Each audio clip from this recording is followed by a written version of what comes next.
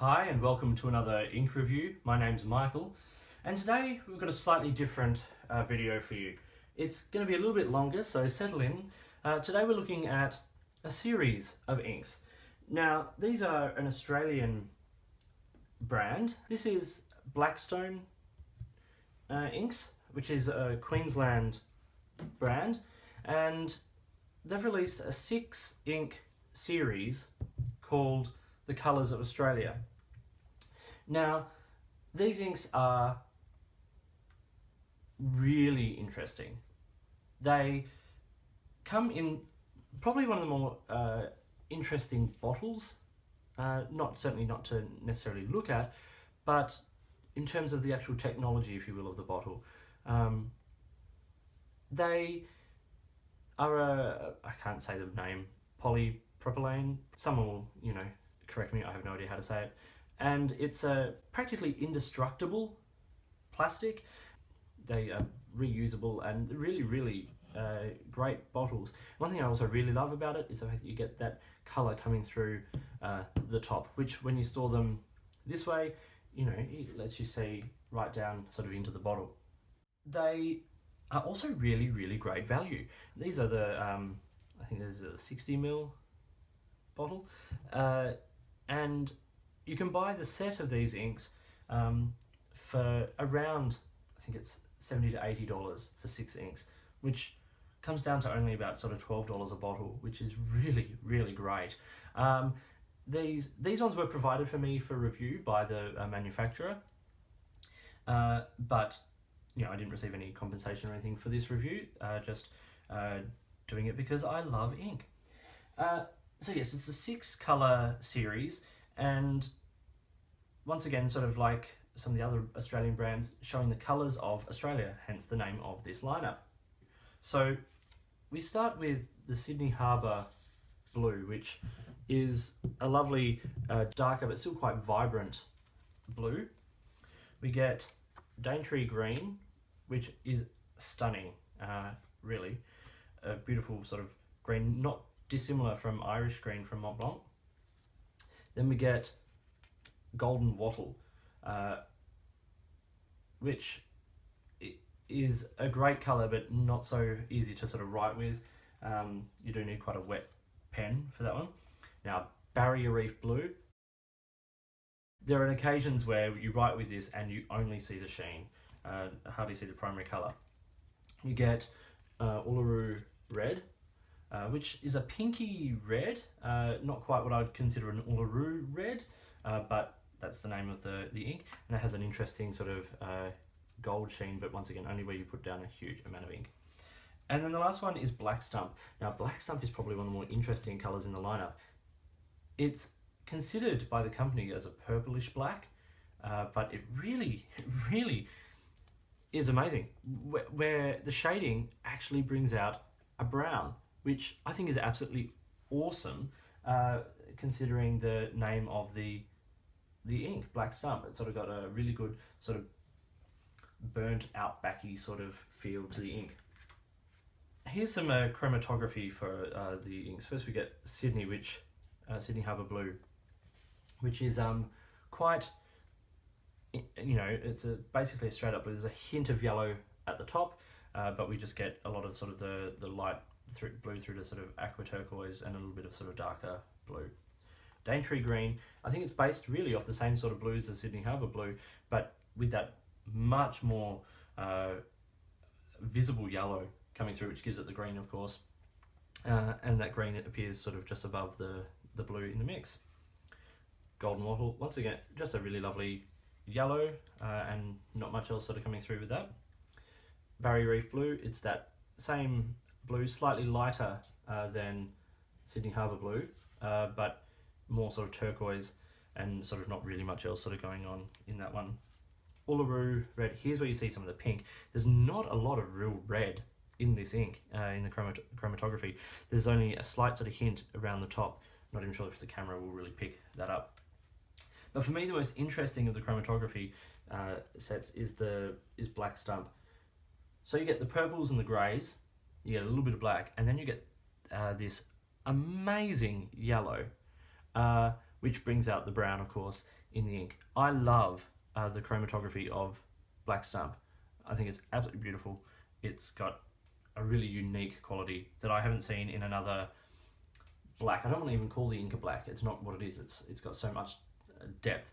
As a lineup, these inks aren't shading inks necessarily. Some get a little bit, but that'll be more between pens as opposed to with the one pen. Here is my rundown. So we'll start with Sydney Harbour Blue. Now these were done with Lamy Safari with a fine nib, just because I wanted to make sure I got everything on the page. Sydney Harbour Blue, really lovely darker blue sort of coming through, and the writing of the ink shows that as well. Daintree Green looks great on the page. Golden Wattle, you couldn't really use this for much more than highlights or sort of art application. Barrier Reef Blue is gorgeous, and the sheen comes through even in a fine nib, which you'll see shortly. Uluru Red, I really like the red in this with these when it's in a pen. It's not a vibrant red, and you don't see much of the pink in this pen. Black Stump looks blacky brown on the page. I really like this, and you see a little bit of shading sort of coming through there. What I'm going to do is I'm going to just talk through the lineup with the tests, and then sort of give indication of anything that's different necessarily from that. So with saturation, these are excellent. The saturation of these inks is beautiful. They are sort of quite a thick ink. I wouldn't say they're necessarily wet, but they are thick.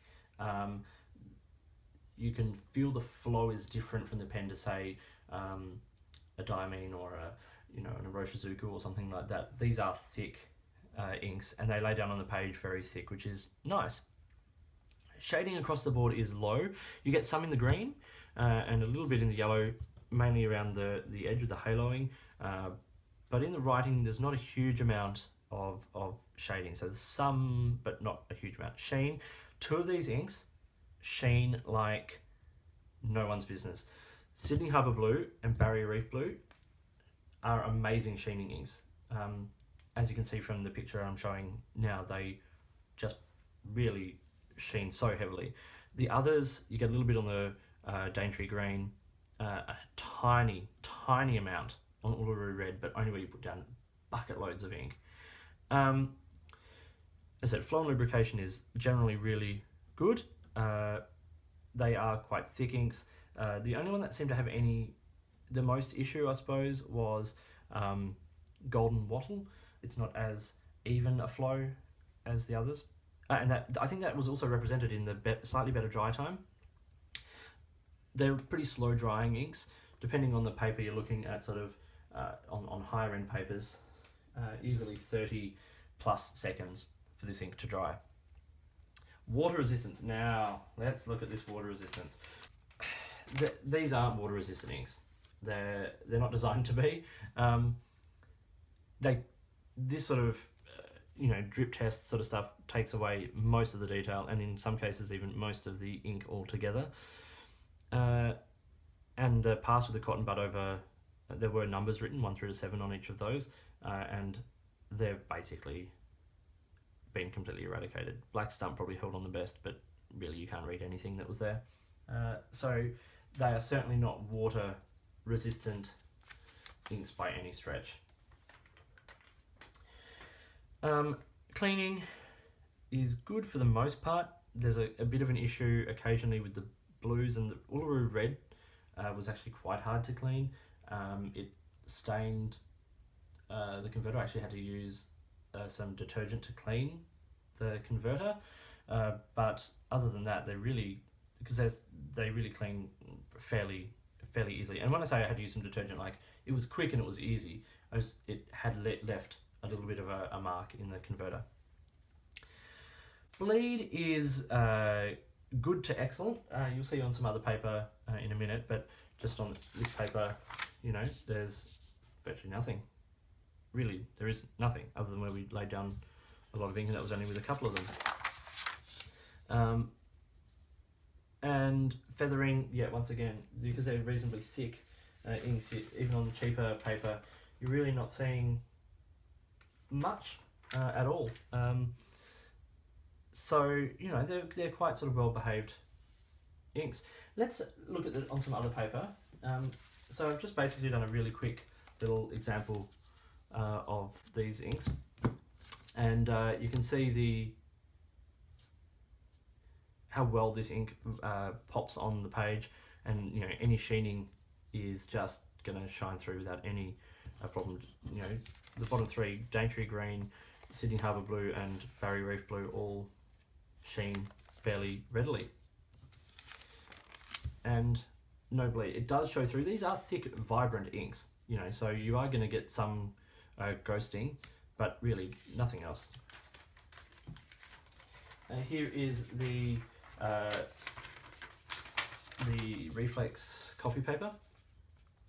I was really impressed with how great these inks looked on this paper. I think a lot of that has to do with how thick the ink is. And we do get a little bit of shading, which is nice to see. And apart from the swabbing, once again, virtually no bleed and no feathering. The cheapest paper I tried this on was the Spyrex notebook, which is my go-to sort of cheap paper just to see how it reacts. And once again, the colours look really vibrant on the page. This is one of the best that the golden wattle looked on. I'm not really sure why, but it really seemed to show up quite nicely on this paper. There's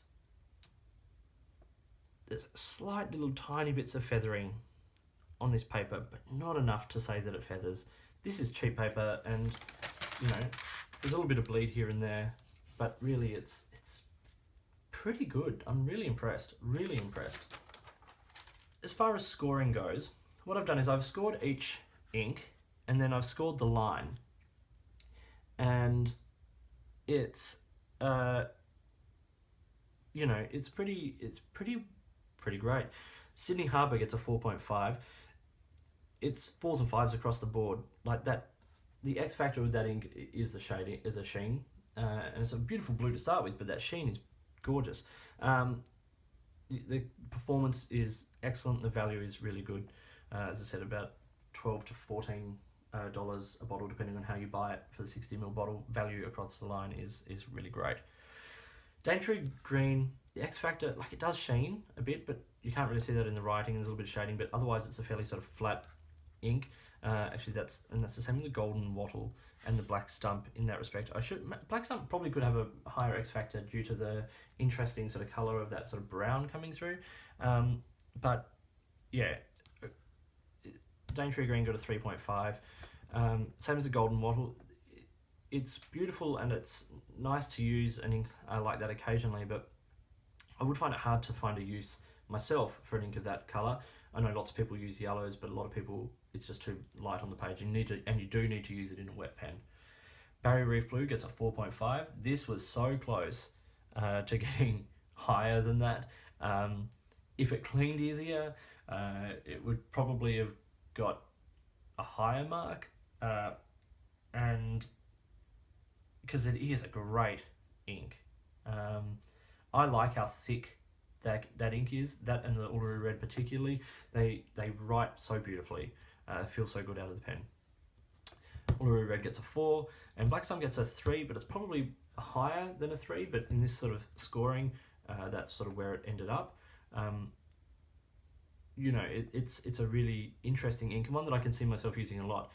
Of these inks, probably Sydney Harbour Blue and Black Stump are the most professional coloured, but you could easily use Barrier Reef Blue, and Uluru Red would be a great red for sort of highlighting or marking, or using for sort of accents on the page, as would Daintree Green. As I said, Daintree Green is quite similar in a lot of ways to Mont Blanc Irish Green. Barrier Reef Blue, a comparison sort of would be Fire and Ice, but it's a little bit darker than Fire and Ice, and probably closer to one of the new Robert Oster inks in a lot of ways. Golden Wattle, it's a darker base than say Apache Sunset, or you know, a couple of those sort of yellow inks with some nice. It does have a tiny bit of orange shading around the edge, but it's not really, that's not its strength. So the line gets a 4 out of 5 from me. I think it's a really interesting set of inks.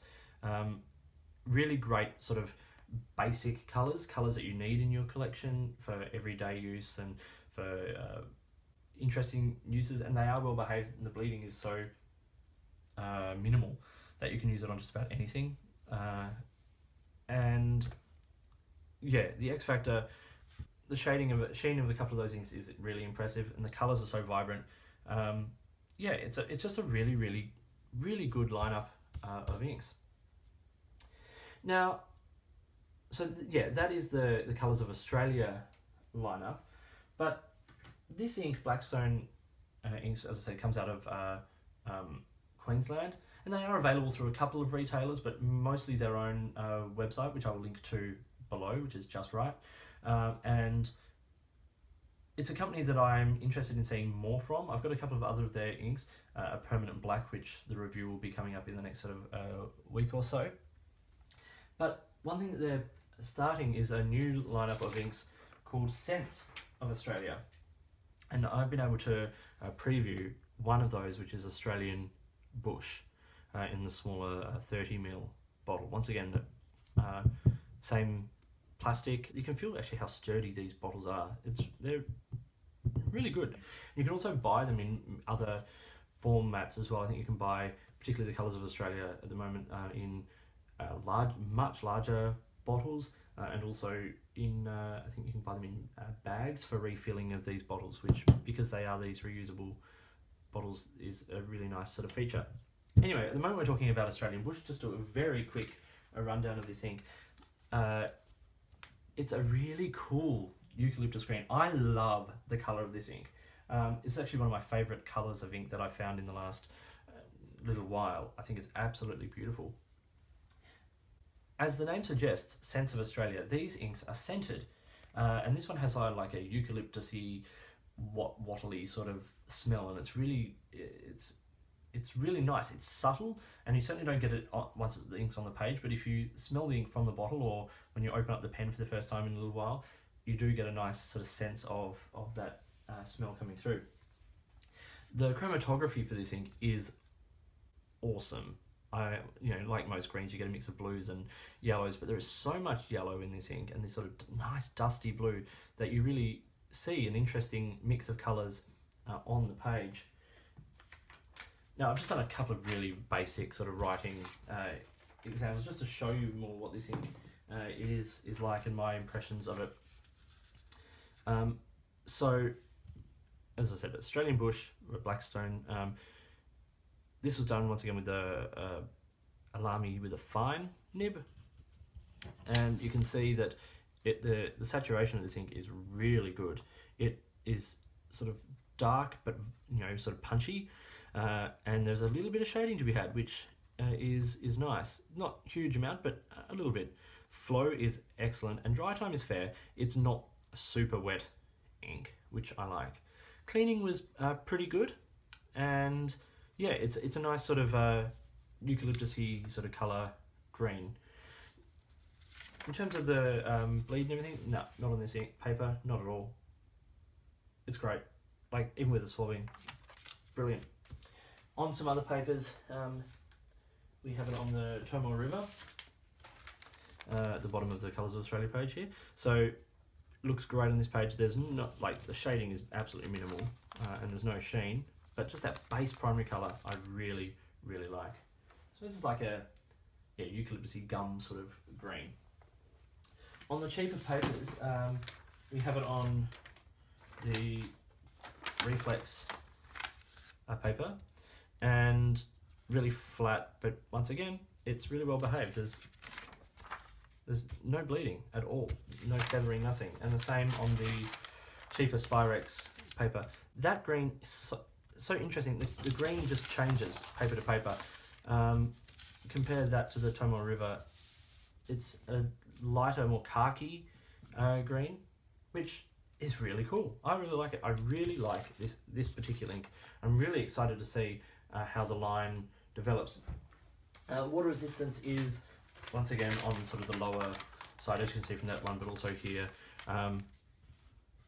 But you do get the yellowy, pinky sort of ink colours coming through. It almost looks like it's been bleached or something, the way the colours are coming through. But it's, you know, water resistance isn't necessarily what this company was going for with this particular ink or their inks in general. They do have permanent inks. They have as I said, the black, which is the barrister's black, and I think there's a blue that matches that as well. And as you'll see from the review from that in a little while, that is really permanent. Like bleach doesn't touch it. Really impressive. So yes, that was the Blackstone Australian Bush. In terms of, sorry, I didn't do the score. 5 for colour, performance 4, X Factor. I suppose the X Factor of this ink is the smell. I'll give that a 3. It really does evoke that Australian bush sort of smell. Value. Now, if it's the same as the price, the same as the colours of Australia, I'll give it a 4 for value. Once again, really solid value, really interesting ink. And once again, you're supporting an Australian company who are doing, you know, interesting things, and why not get behind it? So that gets a 4 out of 5, and I'm looking forward to seeing more of this line and see exactly what they consider to be the sense of Australia. Like Australian Bush was an obvious choice in a lot of ways, so I'm looking forward to seeing if there's like an ocean sort of scented ink or something like that to sort of follow the line. So that was the first looks at a few of the Blackstone inks. So we had the Colours of Australia series, the full lineup there of 6 inks, and the beginnings of the Sense of Australia inks as well. I hope you enjoyed the video. If you did and you found it helpful, please give me a thumbs up. Please subscribe to my channel and hit the notifications button if you want to keep up to date with the videos that I produce. And please send me a message with any questions you might have, or any ink or pens or other stationery things you'd particularly like me to look at. You can either drop me a message here on YouTube, or you can send me a message through my blog, which is linked below. In the meantime, enjoy your pens, keep writing, and I'll see you later.